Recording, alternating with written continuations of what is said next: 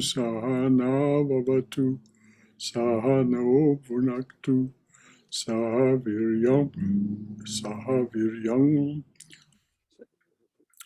Om Sahana Vavatu Sahano Bhunaktu Sahaviryam Karavavahai Tejasvina Adhitamastu Ma Vidvishavahai. Om Shanti Shanti Shanti. Om, may the Divine Being look over us lovingly as a mother and father. May the Divine Being support and nourish us as a mother and father. May we have the strength and skill to study together the art of spirituality. May no misunderstandings arise amongst us. Om, peace, peace, peace, and thy blessed beneficence be unto us and to all beloved beings everywhere. Well, namaste and welcome everyone to our Saturday noon reading of How to Know God, the workbook prepared by Swami Prabhavananda and Christopher Isherwood for presentation of Patanjali's Yoga Sutras. It is the commentary of Swami Prabhavananda, aided by Isherwood's very fine writing. And so we're well along in the book. We're, I believe, about to start chapter 4. Before we start, are there any comments, any questions, anything left over from last week or any previous weeks? Anything that needs comment, concern, or clarification from anyone? Anything at all? All right, dears. Well, we're going to have Haima as our reader today because Jeff is otherwise occupied. So if Haima can tell us where we are and get us started. Sure, Brother Shankara. Good morning and namaste, everyone. We are on page 217, chapter 4, Liberation, in the book How to Know God, if that is the book everybody has. So I will start with Sutra number 1 on chapter 4, Liberation. The psychic powers may be obtained either by birth or by means of drugs, or by the power of words, or by the practice of austerities, or by concentration. Once more, Sutra number 1, Liberation. The psychic powers may be obtained either by birth, or by means of drugs, or by the power of words, or by the practice of austerities, or by concentration. Some are born with psychic powers as the result of their struggles in previous lives. And not psychic powers merely, but real spiritual genius. Such are those most mysterious of all human beings, the natural saints, who are filled with the knowledge and love of God, even in early childhood, and grow up seemingly untouched by the temptations of worldliness. In the Bhagavad Gita, Arjuna asks, suppose a man has faith, but does not struggle hard enough. His mind wanders away from the practice of yoga, and he fails to reach perfection. What will become of him then?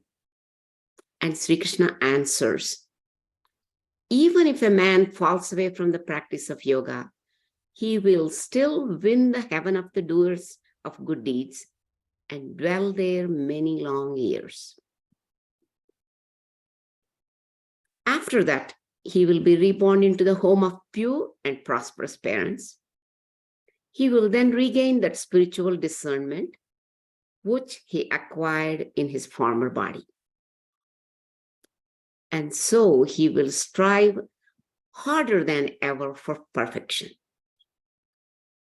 Because of his practices in the previous life, he will be driven on toward union with Brahman, even in spite of himself. Certain drugs may produce visions, but these are invariably psychic, not spiritual, as is commonly believed.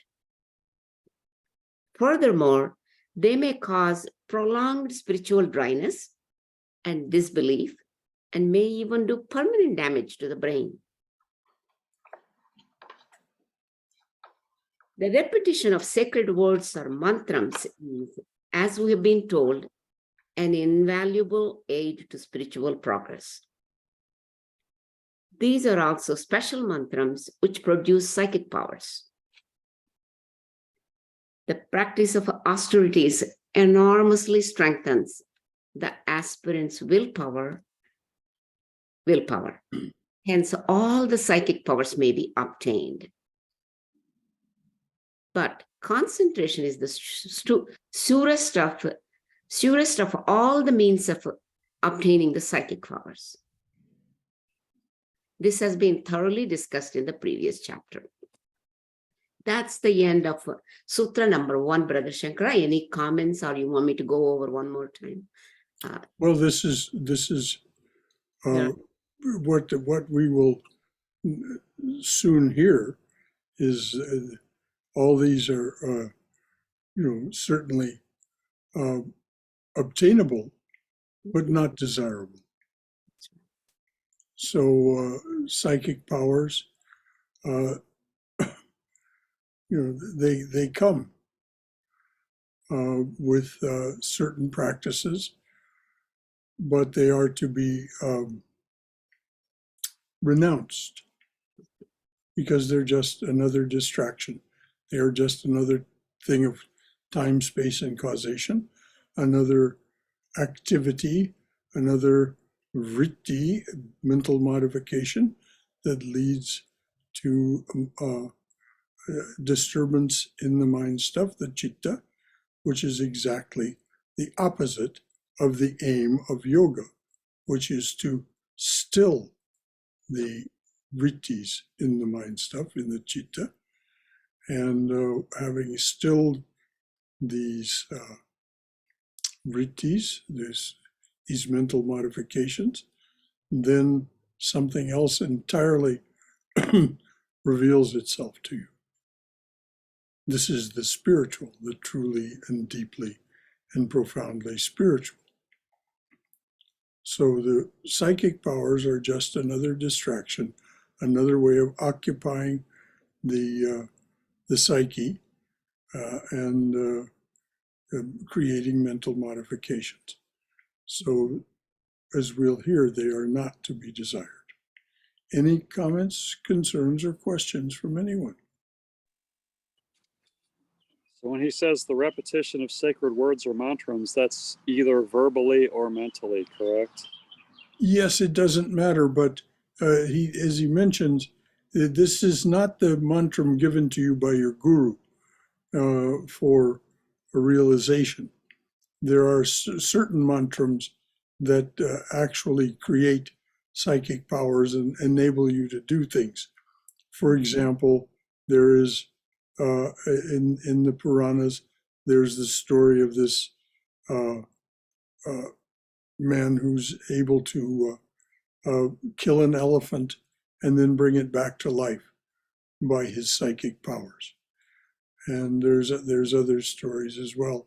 There's an interesting story told in Swami Vivekananda's Karma Yoga about a yogi who has developed psychic powers, and it leads him to away from the psychic powers to something much more profound.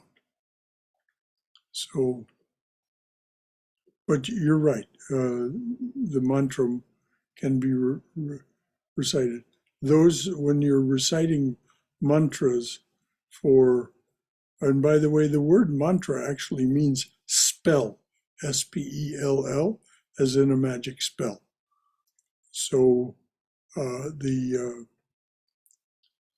this is the inner meaning of the word mantra, but the mantra that your guru gives you casts a spell or breaks Maya's spell. It is a spell that counters and breaks Maya's spell. Thank you, Brahmadas. Anything else from anyone?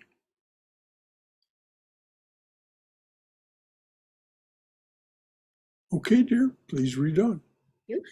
Sutra number 2 and 3 are together. Sutra number 2, the transformation of one species into another is caused by the inflowing of nature. Once more, the transformation of one species into another is caused by the inflowing of nature. Sutra number 3, good or bad deeds are not the direct causes of the transformation. They only act as breakers of the obstacles to natural evolution. Just as a farmer breaks down the obstacles in a water course so that water flows through by its own nature. Sutra number 3 again. Good or bad deeds are not the direct causes of the transformation. They only act as breakers of the obstacles to natural evolution. Just as a farmer breaks down the obstacles in a water course so that water flows through by its own nature. Here, Patanjali explains the Hindu theory of evolution of species by means of an illustration from agriculture.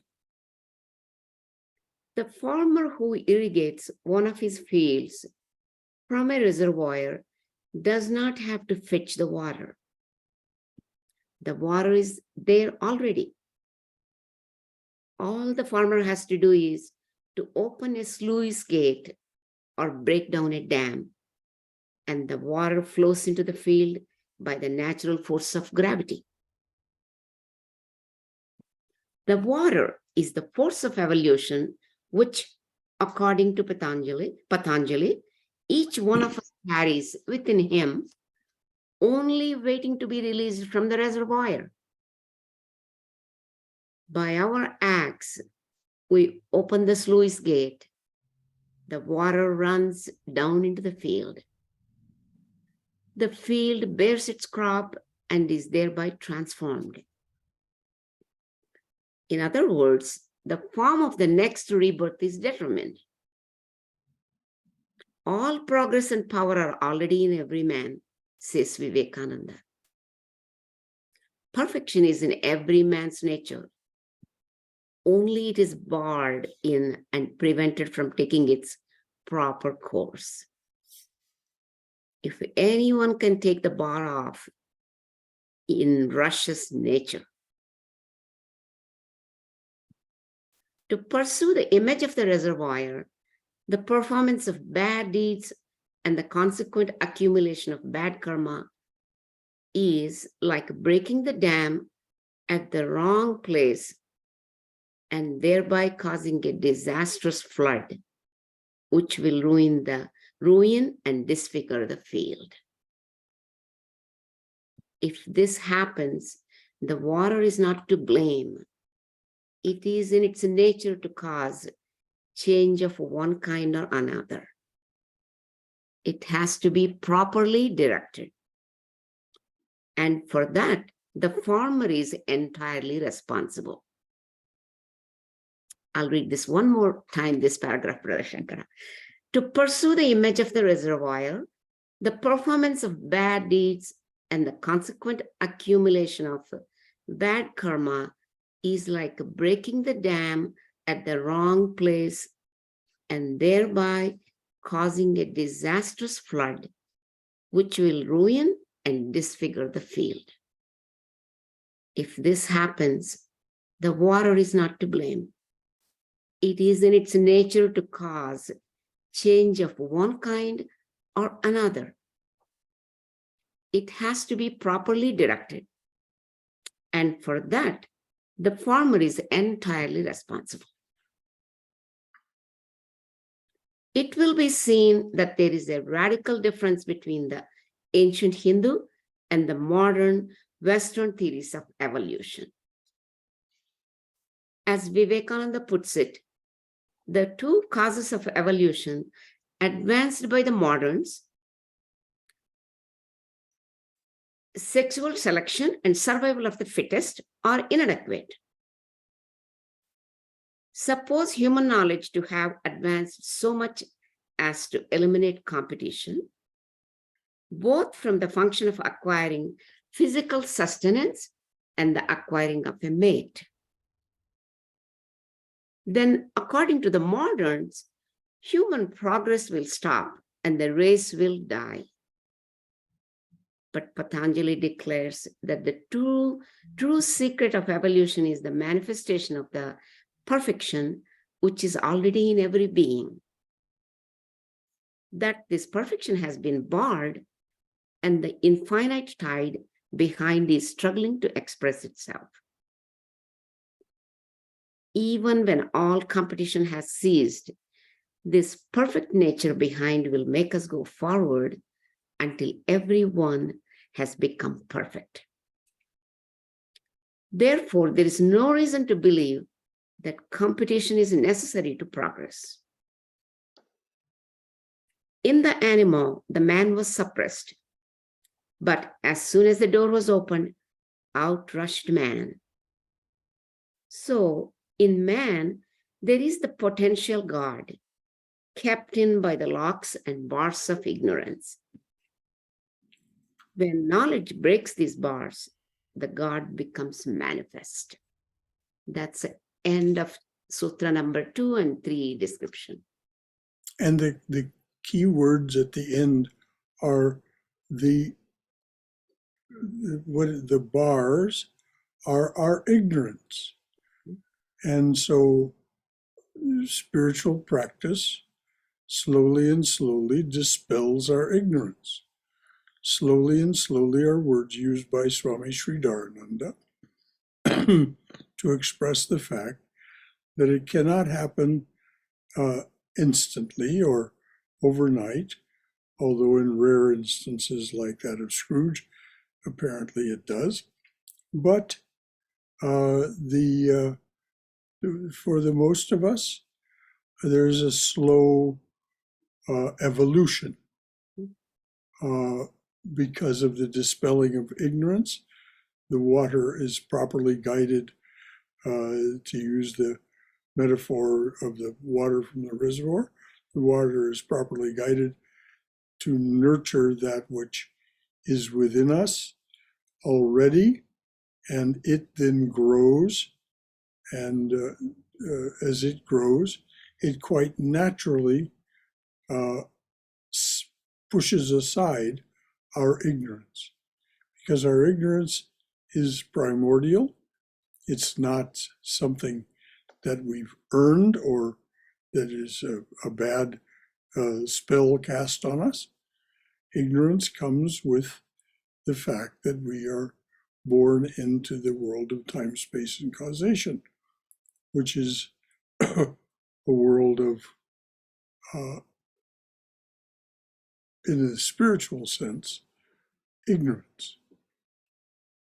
So any comments or concerns or questions from anyone else about any of what was read or said?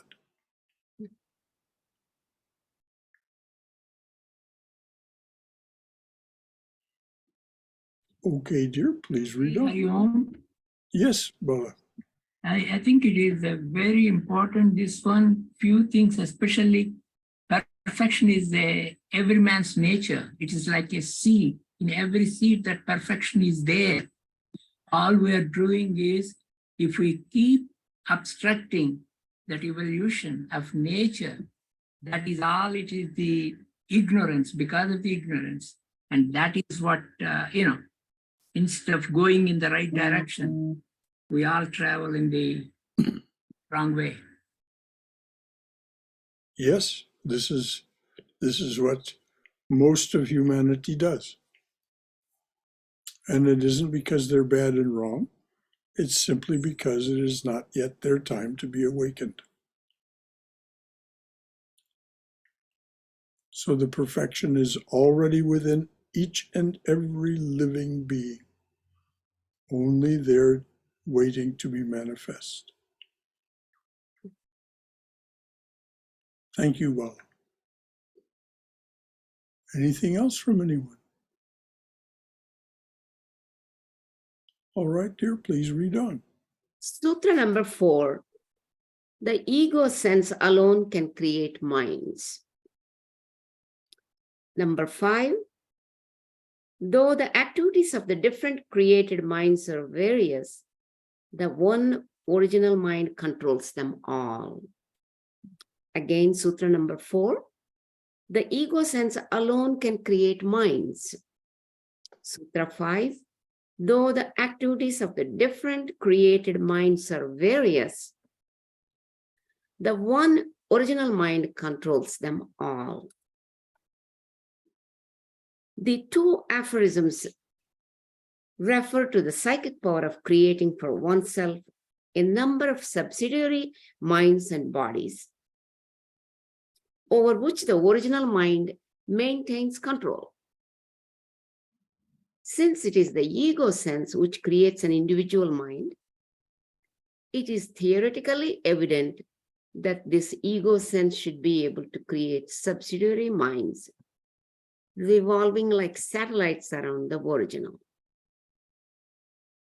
The idea is that the yogi might wish to have several minds and bodies in order to exhaust all of his karma more quickly.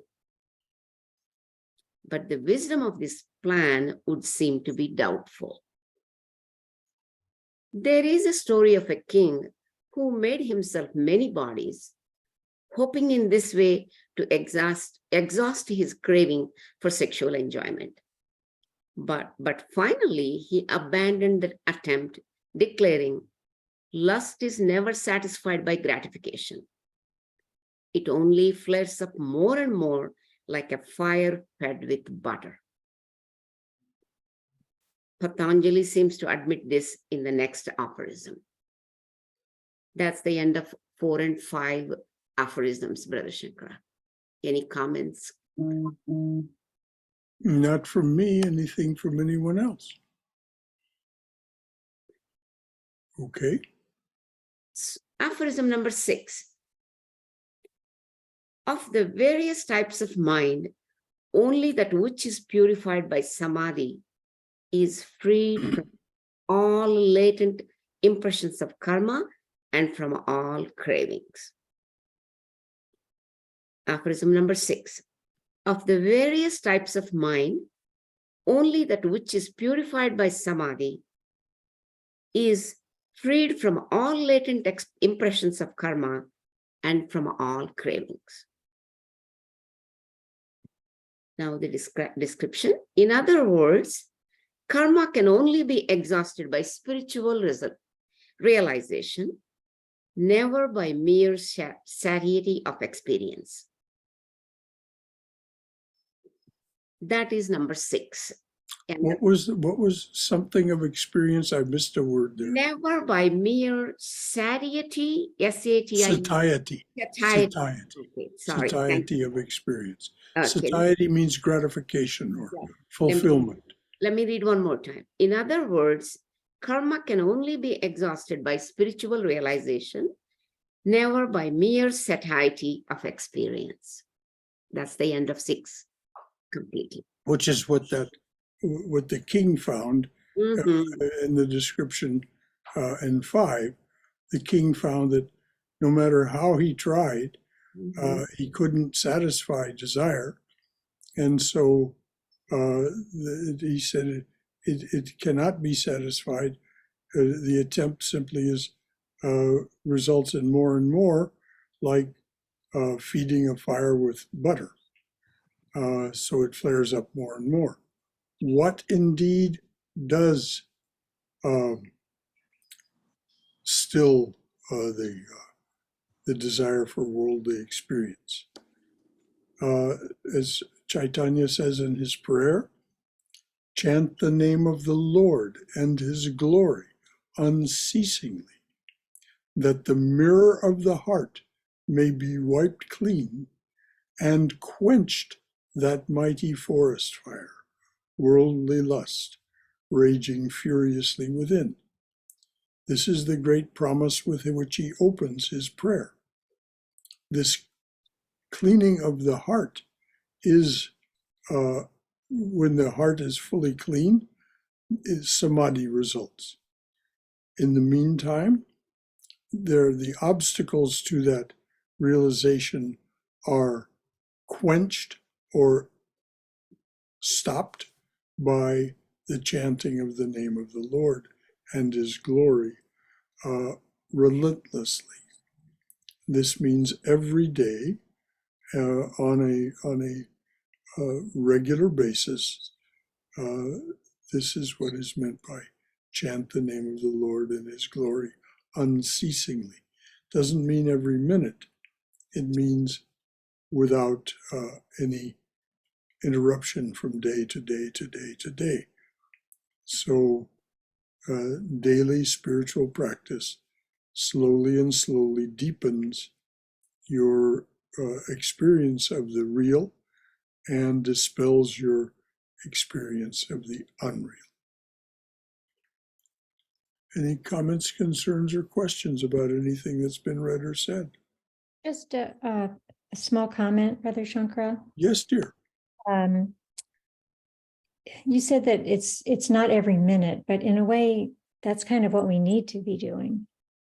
Just constant recollection of God, even, to dedicate every action and keep returning to that thought. And it's not just regular sessions of japa. Yes, but that's different than chanting the name. I meant you don't need to chant the name every minute. What happens if you chant the name relentlessly from day to day?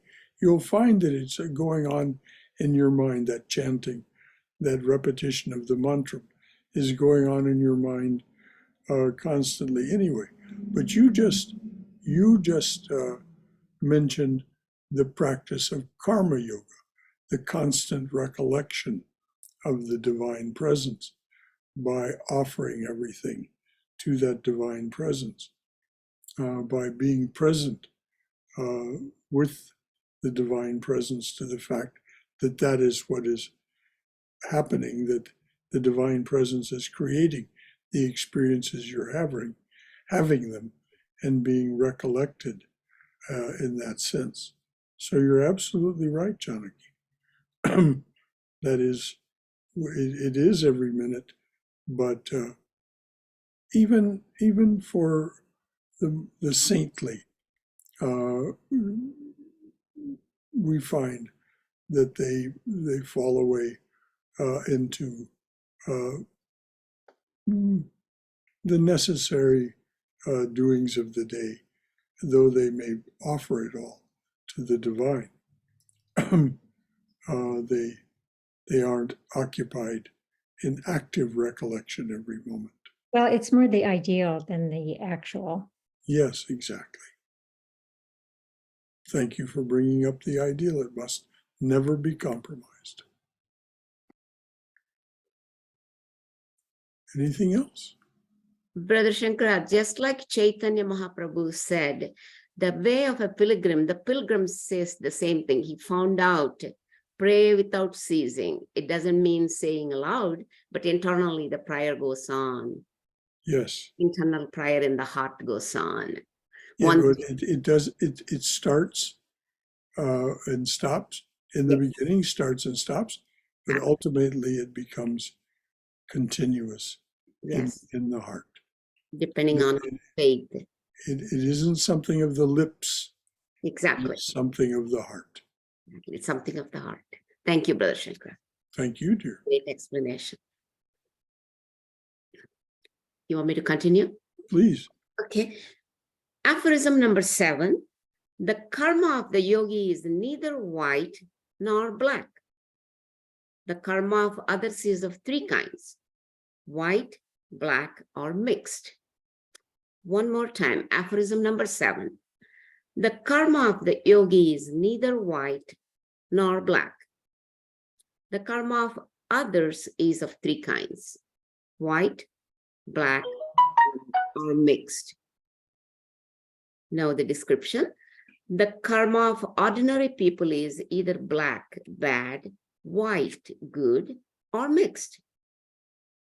But when a man has attained samadhi, his acts will cease to produce karmas for him of any kind. Nevertheless, since the illumined yogi continues to act, karmas are being produced, and there may even be some admixture of evil in them. Who gets these karmas? Shankara gives an interesting answer to this question. He says that those who love the illumined yogi will receive the good effects of his karmas, while those who hate him will receive the bad. Such is not the case, however, with an avatar or divine incarnation. An avatar such as Krishna, Christ, or Ramakrishna is an actual incarnation of the Godhead. He enters the phenomenal world by an act of grace and divine free will, not because he is forced to do so by the karmas of previous births. He comes into the world without karmas, and his acts in this world produce none. Therefore, the effects of his karmas cannot be received by others, either for good or for ill. In Hindu religious literature, there are numerous stories of men who hated God or an avatar. Kamsa tried to have the infant Krishna murdered, just as Herod tried to, is that Herod? Herod. Herod? Okay. Just as Herod tried to murder the baby Jesus. Shishupal fought with Krishna. Ravana fought with Rama. And in all these instances, these men attained liberation. This may sound strange to a Christian, but the point made here is the spiritual value of intense feeling. It's best to love an avatar, but it is better to hate him passionately than to be indifferent to him. Indifference, as always, is the worst sin. Rajas is spiritually higher than tamas. By way of rajas, we may reach sattva. By way of hatred, we may find love. The ancient Hindus would, therefore, have disagreed with Dante when he put Judas Iscariot in the lowest circle of hell. That is the end of aphorism number 7, Brother Shankara. Any comments? Seems very, very interesting and profound. Well, a lot was said. Yes. But the bottom line is we go forward. We go forward. And this creation of subsidiary minds and all that business is just another obstacle. Mm-hmm. We don't attempt that simply because it's just another way of creating disturbances in the mind stuff. We're just trying to achieve something by exercising our ego self. And so that isn't going to get it in terms of what Patanjali's goal is. The aim there is to be without modifications in the mind stuff, and the ego sense is stilled by samadhi, by the realization of, and this isn't something that happens all at once or only once. As Sri Ramakrishna says, there are thousands of different kinds of samadhi. And it's interesting that Swami Prabhavananda brings up the distinction between the avatar and even the saintly. It was said of the saintly that those who love the saint, though the saint is generating karmas, they don't have any effect on the saint. But if you love them, their good karmas will become beneficial to you. If you hate them, they will be detrimental to you. Mhm. All these things. But an avatar, no. An avatar has no karma coming in, generates no karma, which is one of the reasons they're able to share their spiritual treasure without any obstacle whatsoever. Anything else from anyone? As I recall from Gospel of Matthew, and correct me if I'm wrong, when Jesus was arrested for heresy, they first sent him to Herod, who's before Pontius Pilate, and Herod said, "I can find nothing wrong with this man, send him to Pilate." Is that the way it played? No, he didn't know. Herod was no longer king. It was Pontius Pilate who was now. So they sent him to Pontius Pilate directly. Brother Maybe Shankara, just to clarify, did anything happen to Herod since he tried to murder the baby Jesus? Like comes. We don't know, dear. Oh, okay. In the story. It isn't related in the Gospels. I see. Okay. Because Kamsa was constantly hating. He was loving to hate Krishna. Then he finally got killed by it. Well, Herod was afraid that someone was born that would replace him, and so he murdered all the young boys of Bethlehem that were 2 years old or less, 2 years old or younger. But despite that, Herod still lost his kingship, apparently, but we don't know how, right? We just know he wasn't the king anymore, and that's all we know. Well, I think he just died. I don't know what happened to him. I don't think anything, but we just don't know. But all we know is that by the time Jesus was active in his ministry, the regent for the Romans in Palestine, in Israel, was Pontius Pilate. And indeed, Pontius Pilate said, you send this guy to me and tell me there's something wrong with him. I can't find anything wrong with him. So he handed him back to the people who were accusing him. Can you talk about this Judas Iscariot? Who is he? How it is all? Oh, Judas Iscariot was the disciple that betrayed Christ to the Romans. There's all kinds of stories about this, whether Jesus put him up to it, whether it was his own idea based on his decision, his hatred of Christ, because Christ wouldn't be the all-conquering military hero that he wanted to be. In any event, he when it came time for Christ to be arrested by the Roman soldiers, they were said, which one of these guys is Christ? And Judas kissed him on the cheek, and that was the sign that this was the one. And so this is Judas Iscariot. He's a figure in the Christian Gospels, very controversial. whether he was a true disciple or whether he was a disciple that hated Christ because Christ wouldn't be what he wanted him to be.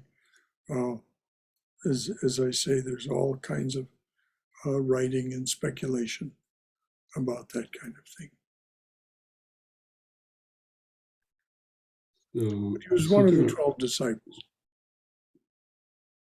Yes, Bhaskar. yeah, the sutra numbers 5, 6, and 7 of this Kaivalya Pada seems to be clarifying things about what happens with karmas of avatars or what happens with multiple minds.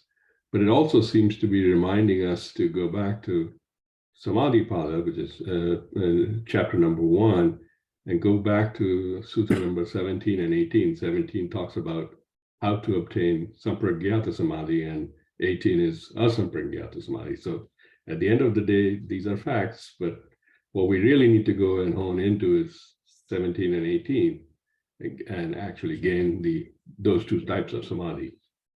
Indeed, that is exactly what Patanjali is saying, both there and again here.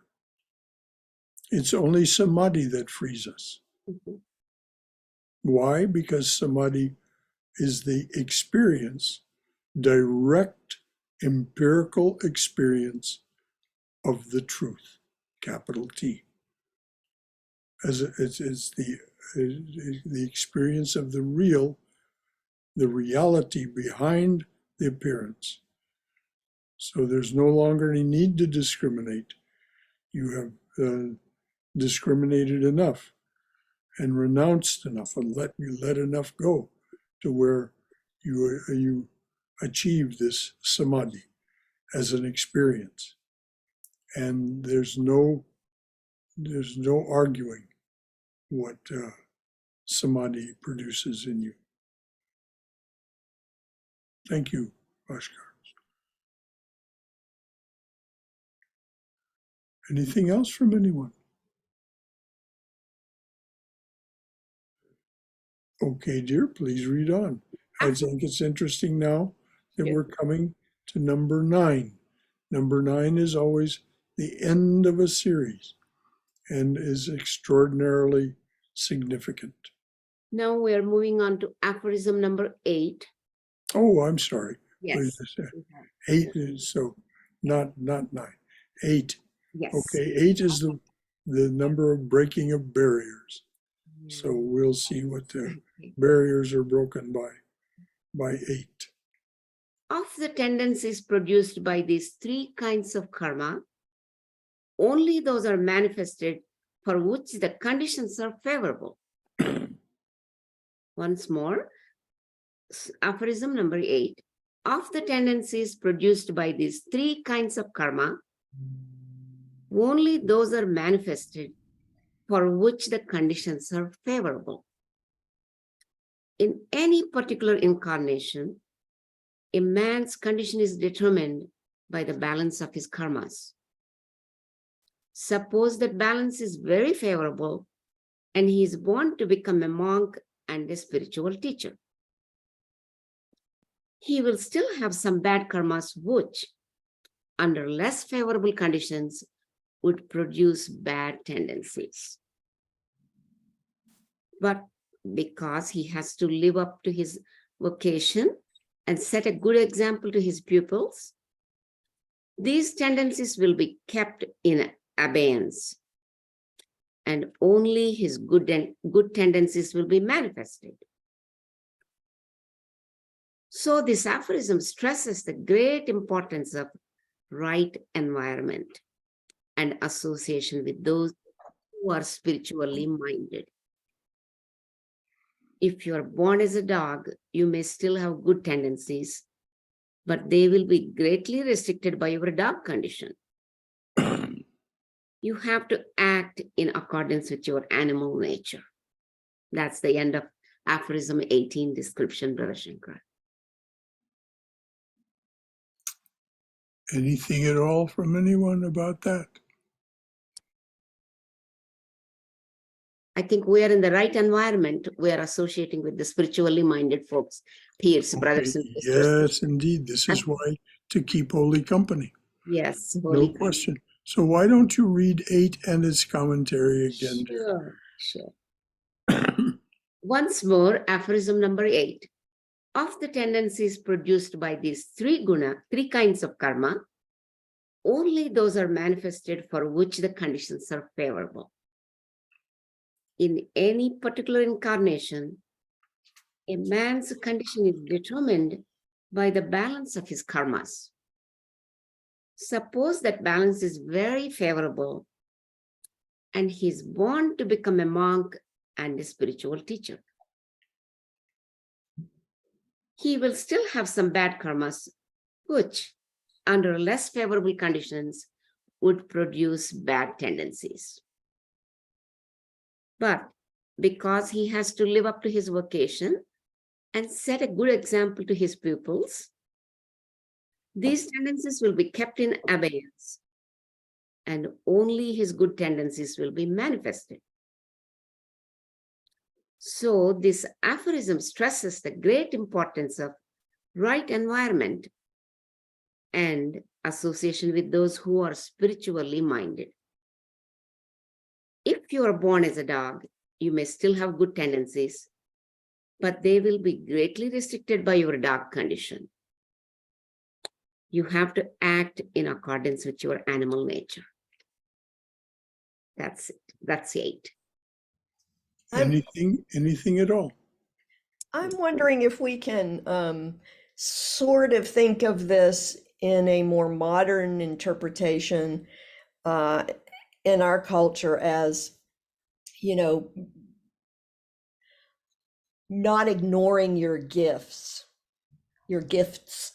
or talents so much as this talks about being born into a certain vocation or something, which is, you know, not how we look at things generally.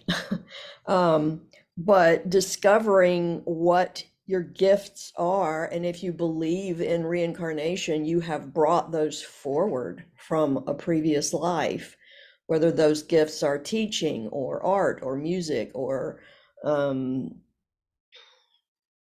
programming computers, whatever it is, but discovering it and honoring them, because that's honoring your nature as the being that you are in this incarnation. Does that make any sense?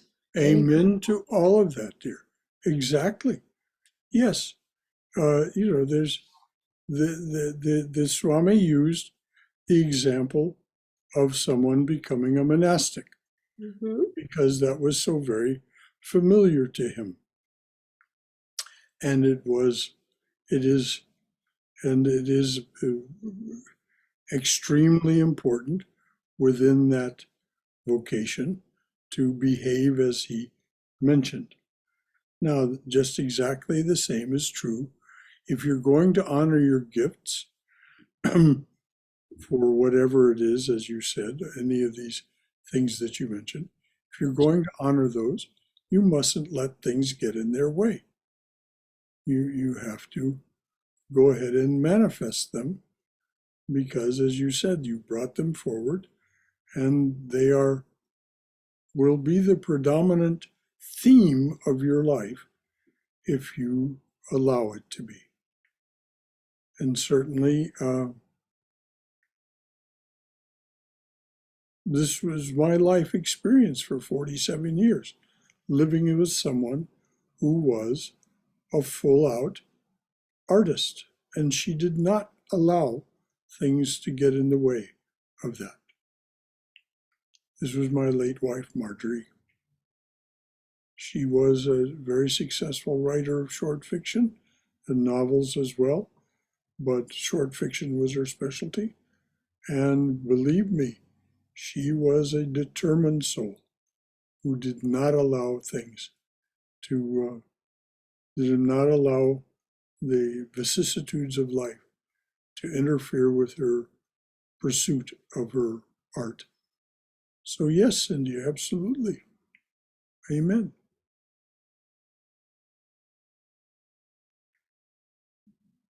Anything else from anyone? Thank you, Cindy. All right. Please read on, dear. Aphorism number 9. Because of our memory of past tendencies, the chain of cause and effect is not broken by change of species, space, or time. Once more, aphorism number 9. Because of our memory of past tendencies, the chain of cause and effect is not broken by change of species, space, or time. Now the description. By memory, Patanjali does not mean conscious remembering, but unconscious coordination of the impressions received in past lives with the actions and thoughts of our present life. Karma, the chain of cause and effect, is absolutely continuous. If in the course of many incarnations, we change our species, evolving from animal into man, or from man into some non-human type of being, our karma will still continue to operate. However, as noted in the preceding aphorism, only those tendencies appropriate to our species and condition will be manifested in any one life. The rest will be held in abeyance until we reincarnate into another species and condition appropriate to them. I can read this one more time, Brother Shankara. That's the end of aphorism 9. Please read it all again, yes. Aphorism 9. Because of our memory of past tendencies, the chain of cause and effect is not broken by change of species, space, or time. By memory, Patanjali does not mean conscious remembering, but unconscious coordination of the impressions received in past lives with the actions and thoughts of our present life. Karma, the chain of cause and effect, is absolutely continuous. If in the course of many incarnations, we change our species, evolving from an animal into man, or from man into some non-human type of being, our karma will still continue to operate. However, as noted in the preceding aphorism, only those tendencies appropriate to our species and condition will be manifested in any one life. The rest will be held in abeyance until we reincarnate into another species and condition appropriate to them. That's the end of 9. By evolving into some other non-human species, one of the things that human beings evolve into is devas, these the so-called demigods that are responsible for carrying out the actions of the gunas. Mother creates the impetus, the devas, through the operation of the gunas, bring them into being. And but even the devas have karma. Even they have bright and dark karma. Some devas are bright, some are somewhere in between, and some are quite dark. So it's an interesting thing that it's best for us to pursue realization, not becoming some other form of being, but using our time, our energies to the best of our abilities to pursue the realization of the real, of the truth, which is what the goal and aim and purpose of yoga, as taught by Patanjali, is to do exactly that, to attain liberation, which is the title of this chapter. Anything else?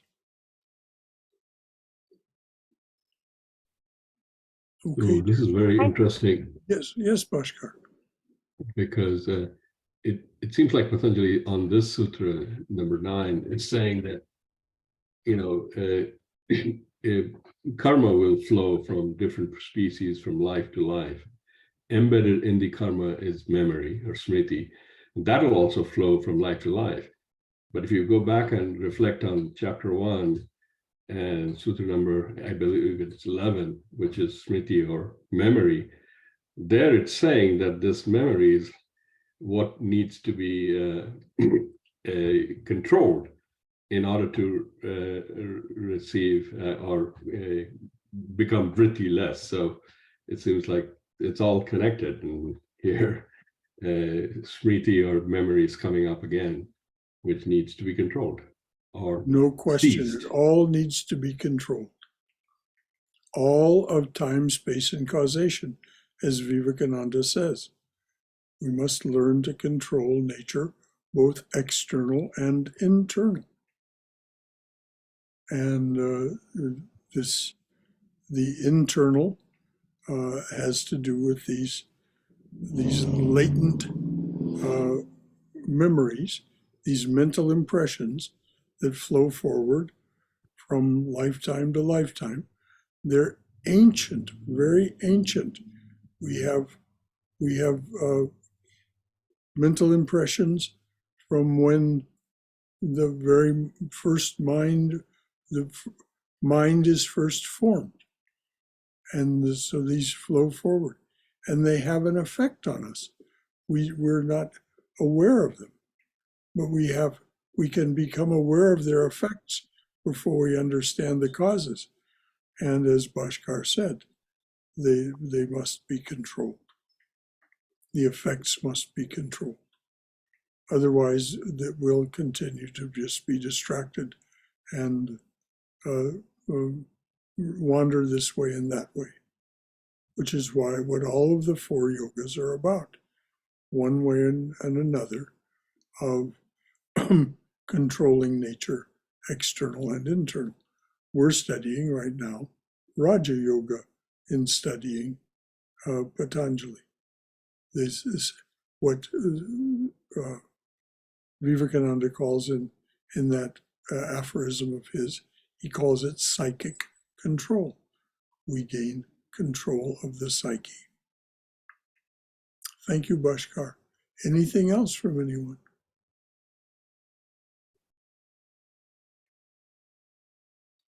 Okay, dear. Brother Shankara, we got 2 minutes.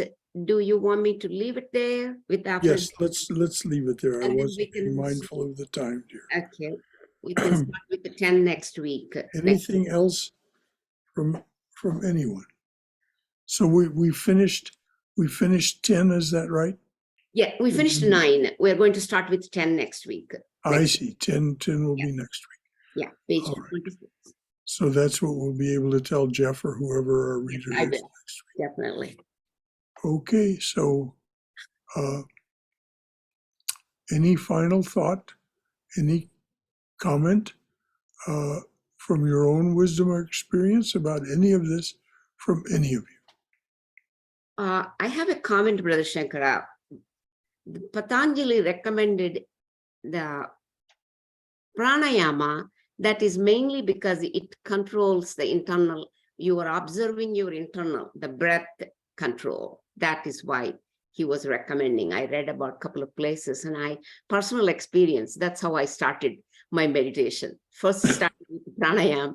That's where I really were able to control my internal and external.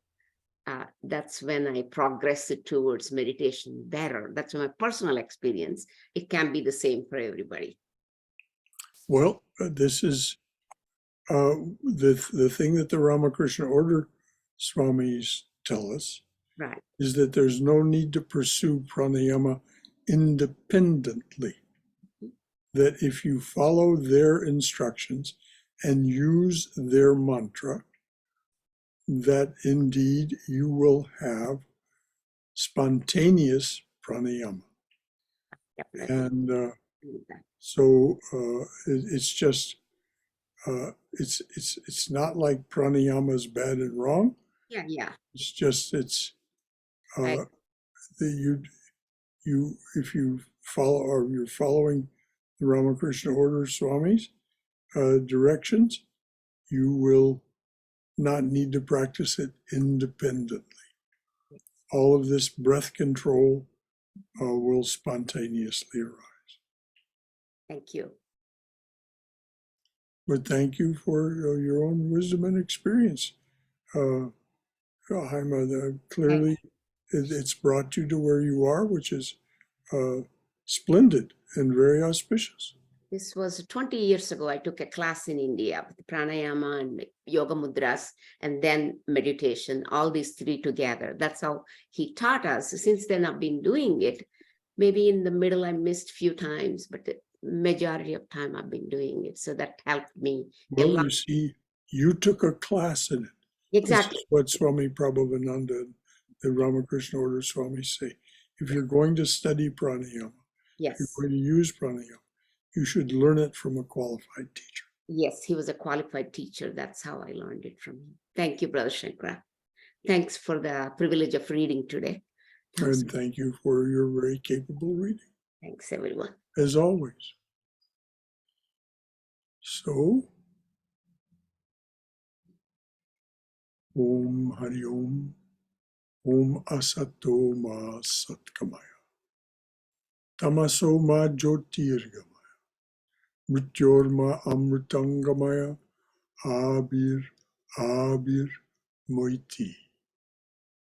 O dearly beloved, lead us from the unreal to the real. Lead us from this realm of noise and delusion to thine abode of silence, serenity, clarity, and peace. Lead us from darkness to light. Lead us from darkness and ignorance to the brilliance of thy wisdom and love. Lead us from death to immortality. Light us through and through. Light us through and through with thy everlasting, shining presence. Hari Om Tat Sat. Jai Shri Guru Maharaj Ji Ki Jai. Durga, Durga, Durga. May we all be safe. May we all be healthy. May we all be cheerful. May we all have peace of mind. May we all go forward secure in the knowledge that we are in the loving and protective embrace of the Divine Being as our Mother and Father. Hari Om Tat Sat, beloved, make it so. Om Shanti, Shanti, Shanti. Peace, peace, peace, and thy blessed beneficence be unto us and to all beings everywhere. All right. Until tomorrow morning, for those of you who decide to join us, we will meet in the chapel, and we'll also be available on Zoom. And the topic is Know the Magician. Swami Prabhavananda would say with a broad smile, everyone loves the magic, but no one wants to know the magician. So that's what we'll talk about tomorrow morning. Know the magician. Until then, any final thought from anyone? All right, away we go, dear.